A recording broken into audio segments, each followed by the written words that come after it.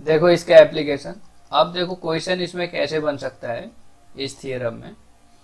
वो कह सकता है prove that the this theorem and apply in the this question. तो इस क्वेश्चन में इसको अप्लाई आपको करवा सकता है वो। अब हमारे पास है एग्जाम्पल 6। तो एस इसमें क्या पूछा है, देखो एस गिवन है, S is the subset of R cube. कह रहा है आर क्यूब का बेसिस फाइंड आउट करो। अब आप ये नहीं कि आर क्यूब का बेसिस आपने ये जो ऑर्डर्ड बेसिस है वो लिख के आ गए और कहे अरे मैंने तो लिख के आ गया, पूरे नंबर आएंगे भाई। तो अगर यही लिखना था तो उसने ये क्यों दिया होगा। क्लियर है ना। तो कई बच्चे यही करके आते हैं, ऐसा नहीं करना है हमें। तो एस गिवन है और ऑफकोर्स जो प्रीवियस थियरम है, जो लास्ट थियरम 1.9 है अभी जो हम कर रहे थे, उसका यूज करना है। वो उसका स्टेटमेंट क्या कहता है, अगर कोई सबसेट है आर क्यूब का और वो आर क्यूब को जनरेट करता है, ठीक है, सबसेट है आर क्यूब का और आर क्यूब को जनरेट करता है, तो उसका सबसेट वहां पे एग्जिस्ट करेगा जो कि बेसिस होगा आर क्यूब का। तो जस्ट हमें इसी को ध्यान में रखते हुए इसको सॉल्व करना है। सो फर्स्ट, अब जब भी हमें इस थियरम का यूज करना है, पहले हमें देखना है एस जो है आर क्यूब को स्पैन करेगा या नहीं करेगा।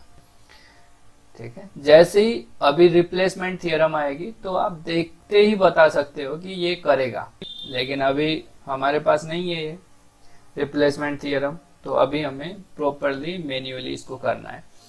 Now span of S, since span of S क्या होता है, collection of all linear combination of u1 u2 u3 u4 u5, क्योंकि ये जो एस के एलिमेंट है हमने u1 u2 u3 u4 and u5 ये ले लिए।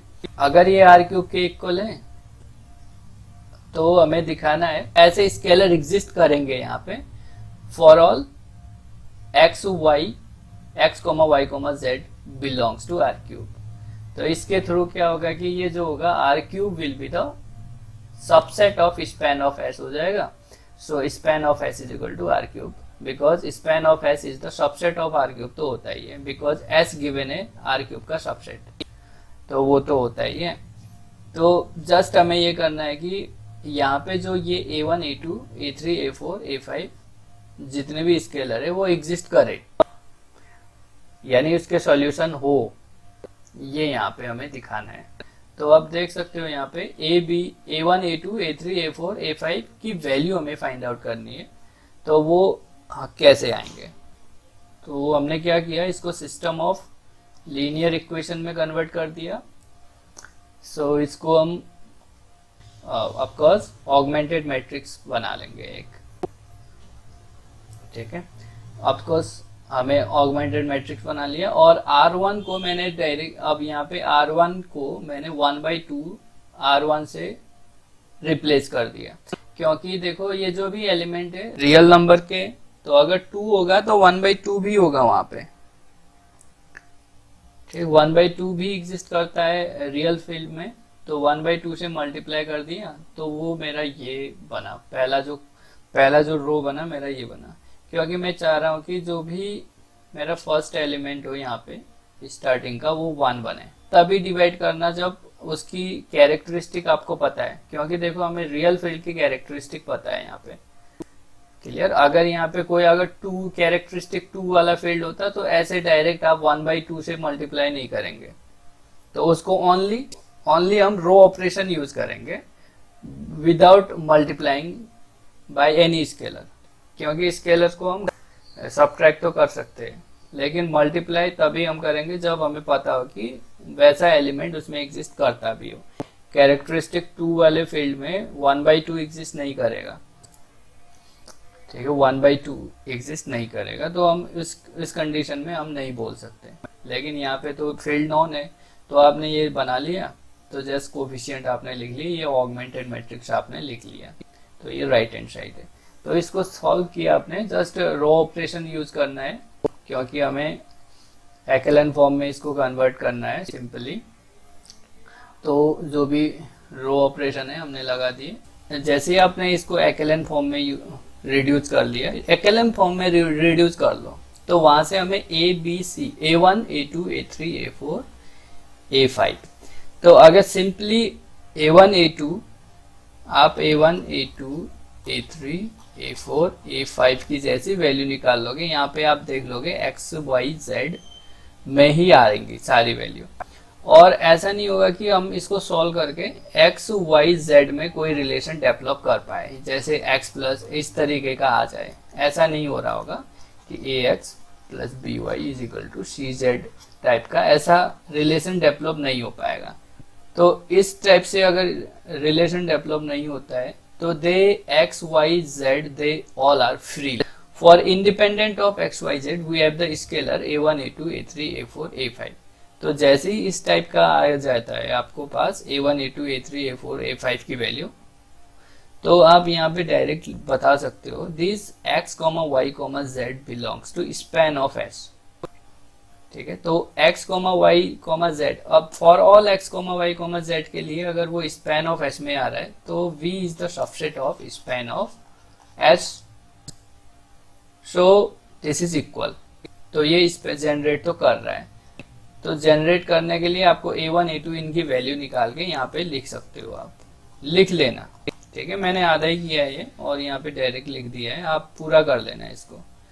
a1 a2 इनकी वैल्यू तो निकाल ही लोगे ना, क्योंकि कुछ देखो 3 जो होंगे वो बेसिक वेरिएबल आएंगे, 2 नॉन बेसिक आएंगे, और जो बेसिक वेरिएबल है उसको आप नॉन बेसिक वेरिएबल में एक्सप्रेस कर देंगे। तो उस हिसाब से आप इजीली ये वैल्यू निकाल लोगे। ये तो हो गया, तो गिवन इंफॉर्मेशन है वो।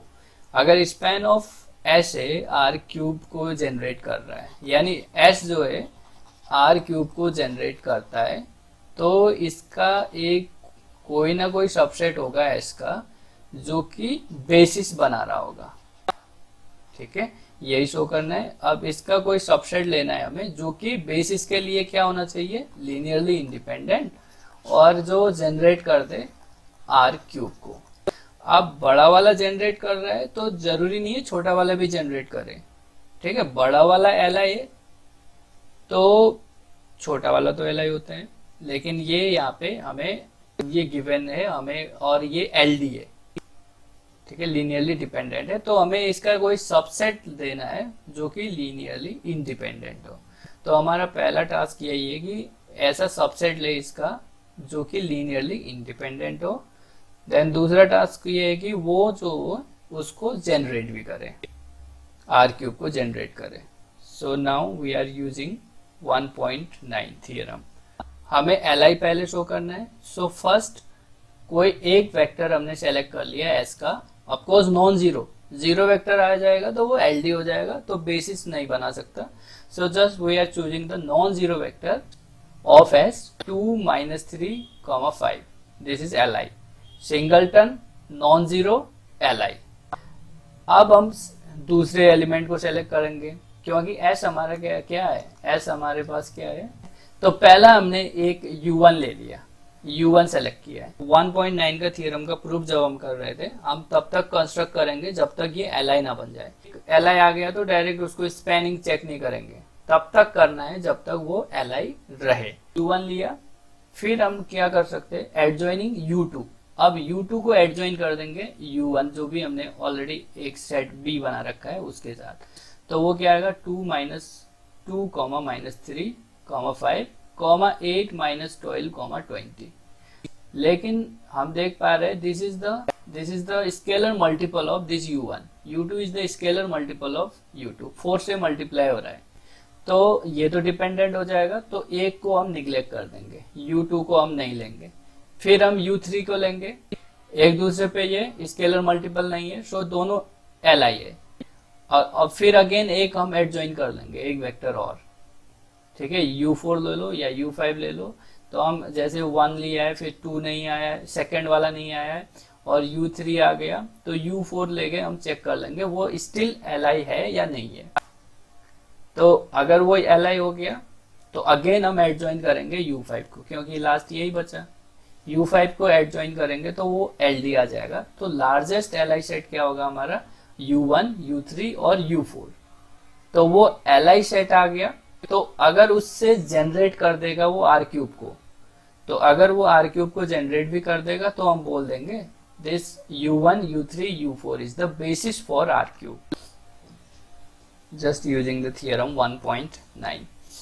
तो ये हमने सेलेक्ट कर लिया। देखो ये अगर हम सेलेक्ट कर रहे हैं तो ये LD आ रहा है, so we do not include this vector in the basis because basis is always Li। ठीक है, नाउ चूज, हमने ये वाला एलिमेंट चूज कर लिया 1, 0, -2।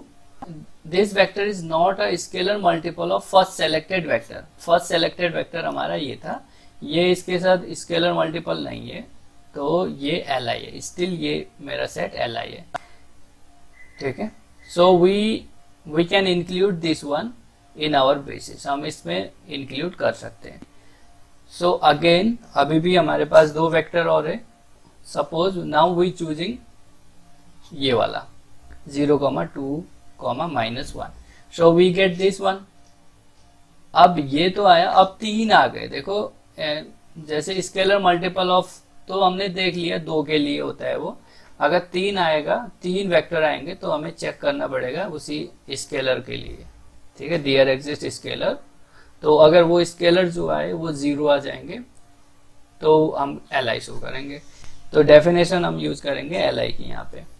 Suppose we have the a u1 plus जो भी है यहाँ पे हमने वेक्टर लिख लिया is equal to 0। Of course 0 is the 0 tuple है यहाँ पे।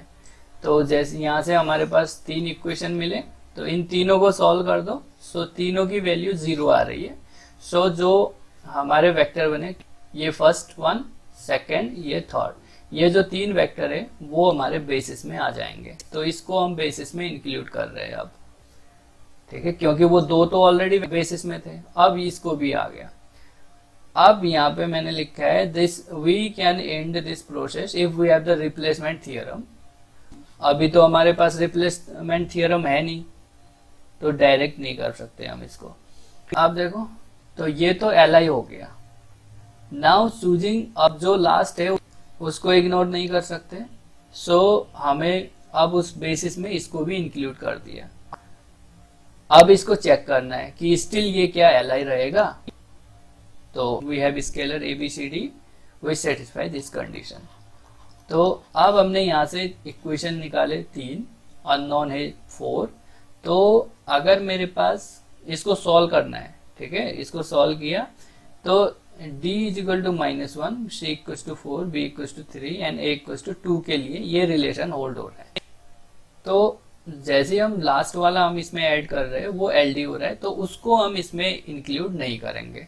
This is the our basis. अब बाय द थियरम ऑफ 1.9, अब क्योंकि देखो उसी का यूज कर रहे हैं, ये इसको हमें बस इतना सा अगर दिखा दे हम कि वो Li सबसेट है R³ का, तो लेकिन जब भी हम किसी वेक्टर को एडजॉइन कर रहे हैं तो वो LD बन रहा है। It means the largest Li set है ये R³ का, largest subset of R³ which is Li। ठीक है, जो अगर ये लार्जेस्ट सबसेट ऑफ R³ है जो कि लीनियरली इंडिपेंडेंट है, तो ये इसको स्पैन भी कर जाएगा by the 1.9 theorem. So it is the basis, direct it is the basis. ठीक है, स्पैन करने की जरूरत नहीं है यहाँ पे, क्योंकि हम यूज कर रहे हैं 1.9 थियरम। जब रिप्लेसमेंट थियरम आएगा तो आप जस्ट कितना इजीली कर लोगे, फिर वहां पे आप देखोगे। इसको बेसिस अगर आपको शो करना है तो बहुत सिंपली आप शो कर पाओगे।